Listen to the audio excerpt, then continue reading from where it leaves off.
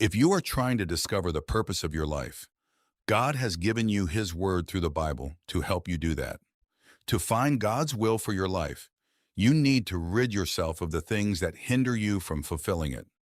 Here are 7 mistakes that Christians make when trying to discover God's plan for their lives. 1. Not asking God to reveal His will.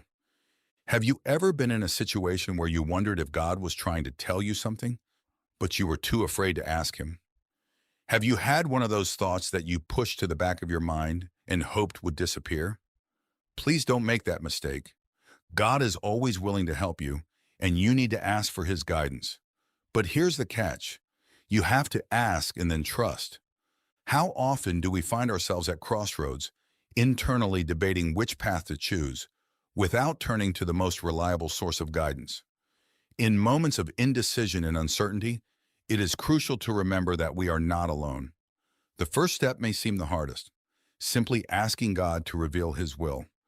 Lewis says, God will not leave us without guidance.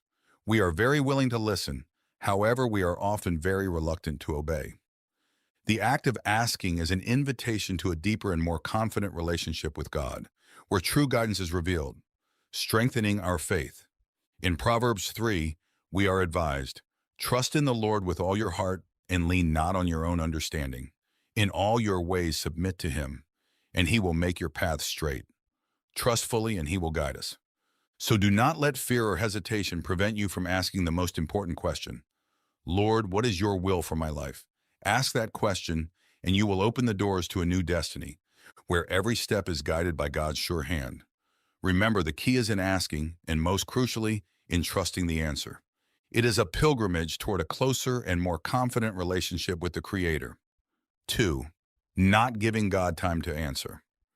When you ask God to reveal His will, it may not happen immediately. It may take years or even decades for His promises to be fulfilled. In our quest for God's will, we often expect quick and clear answers. But God's timing is not our timing. Patience is indeed an essential component of faith. Waiting for God's guidance is an exercise in trust and submission, a reminder that we are not in control. But there is a greater and more perfect plan being woven, even if we don't see it.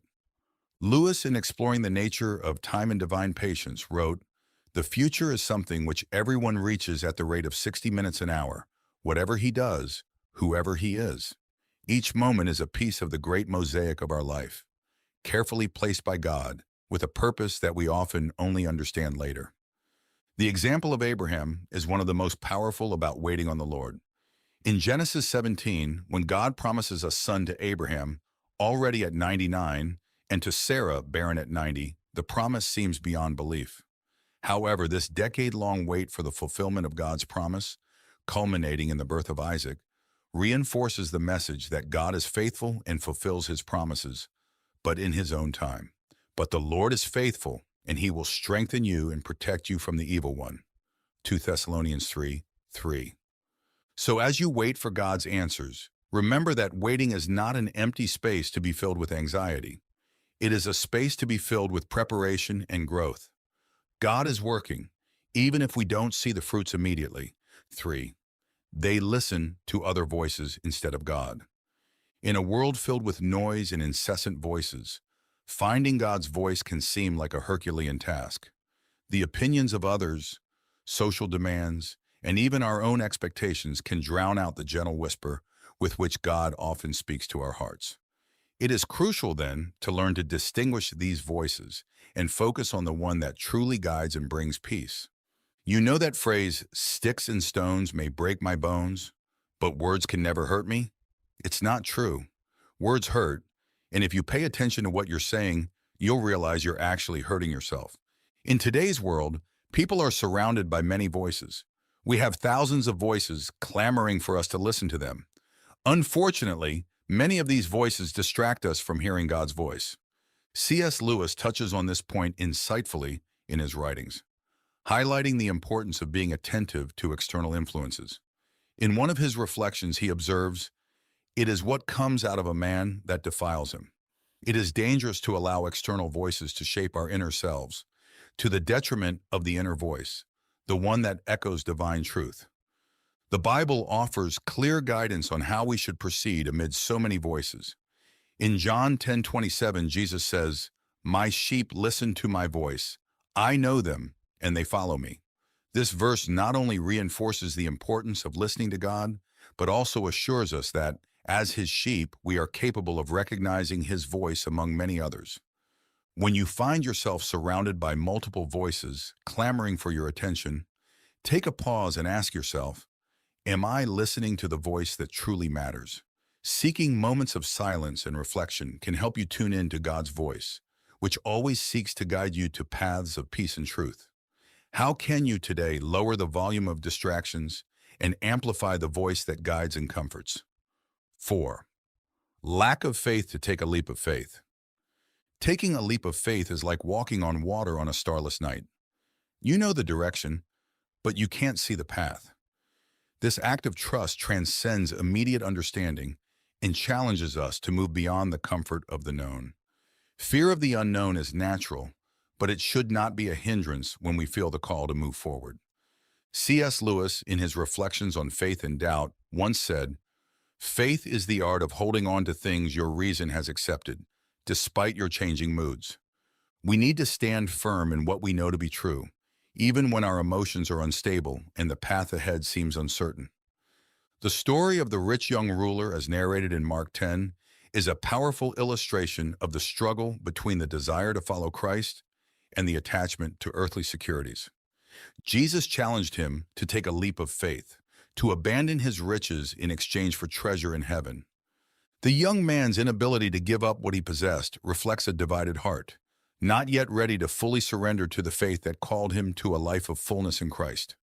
True faith calls us to look beyond human limitations and believe in divine providence. Each leap of faith is an opportunity to witness the transformative power of God in our lives. Ask yourself, what am I holding on to so tightly that is hindering my walk with God? Consider what may need to be left behind to more fully follow Christ. How can you strengthen your faith to take this next crucial step? 5. They don't trust God in all areas of their lives. Trusting God is an exercise in total surrender, not selectivity. It's easy to trust when the sea is calm, the sky clear, and all is well. But the true measure of faith is revealed in storms, when waves threaten and the sky darkens. Trusting God in all areas of our lives means acknowledging that He is sovereign not only in moments of joy, but also in times of challenge and uncertainty. If you've seen other videos here on the channel, you know that C.S. Lewis went through terrible situations in his life, and because of that, he could find strength in God. And then he writes, "We never find the true faith until we find it necessary." Lewis's observations suggest that our faith is more deeply formed and strengthened in moments when we are compelled to rely entirely on God, in times when other aids fail. The commandment to love the Lord your God with all your heart, with all your soul, and with all your mind, as expressed in Matthew 22:37, shows a comprehensive and unconditional trust. This comprehensive love and trust are fundamental to a faith that permeates every aspect of life, not just the areas where we feel comfortable or secure. 6. They refuse to follow Jesus because they don't think it will benefit them. Following Jesus is a choice that goes beyond the calculation of immediate gains and losses. Often, the journey with Christ is seen through the lens of personal sacrifice and renunciations, but it is essential to realize that true freedom and fulfillment lie in aligning our lives with His. Finding Jesus is discovering the freedom to live not only for oneself, but for a greater and more transformative purpose. C.S. Lewis, in his work, Mere Christianity, speaks about the paradoxical nature of following Jesus. Lose your life and you will save it. Lewis reminds us that while it may seem like we are giving up a lot to follow Christ, in reality, we are gaining much more in depth, purpose, and true joy. Jesus' invitation in John 14:12, "If you believe in me, you will do what I have been doing," is not just a call to replicate His miracles, but primarily to adopt His way of love, service, and self-sacrifice. This reveals an invitation to personal transformation and collective impact, indicating that our greatest fulfillment comes not from following our own plans, but from aligning ourselves with His. So if you find yourself hesitant to follow Jesus for fear of losing your own way, Consider the invitation to a life of broader significance. Following Jesus is not a limitation, but the expansion of our truest possibilities. How can you today let go of your reservations and embrace the freedom that comes from living according to Christ's teachings? Remember, in Christ, we find not only a guide, but also the path to true freedom and fulfillment. 7. They don't share their struggles with others. The journey to understand God's will is often marked by struggles and uncertainties. The pressure to maintain a facade of perfection can be overwhelming, but it's crucial to remember that true strength is found in vulnerability. Sharing our struggles is not a sign of weakness, but a courageous step towards healing and growth. By opening our hearts, we discover that our battles are universal and that mutual support is essential. C.S. Lewis, in his letters, often encouraged his readers to share their difficulties with others. He believed that friendship is born at the moment when one person says to another, "What? You too? I thought I was the only one." This quote from Lewis underscores the importance of supportive communities where we can freely express ourselves and receive the encouragement needed to face our challenges. The Bible is filled with examples of figures who shared their struggles. In Galatians 6:2, Paul instructs, "Carry each other's burdens, and in this way you will fulfill the law of Christ." This verse not only calls us to share our hardships, but also to support one another, fulfilling the commandment of brotherly love. It's time to break down the barriers of isolation and open up about your struggles. In doing so, you not only lighten your own load, but also allow others to find courage in your honesty. How can you begin to share your struggles constructively today? Remember, in each sharing, there is an opportunity to strengthen not only yourself, but also the community around you.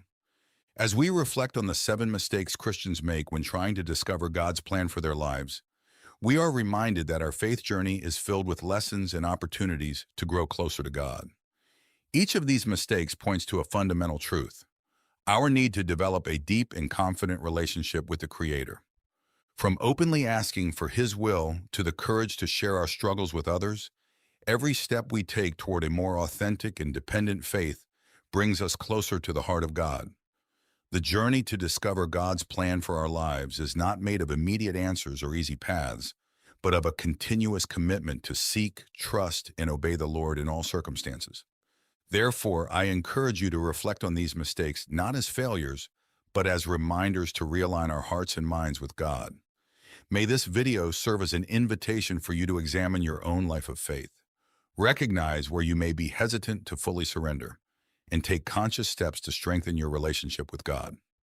Remember, the path to understanding divine will is a journey of constant dialogue with God, learning in His Word, and communion with the community of faith.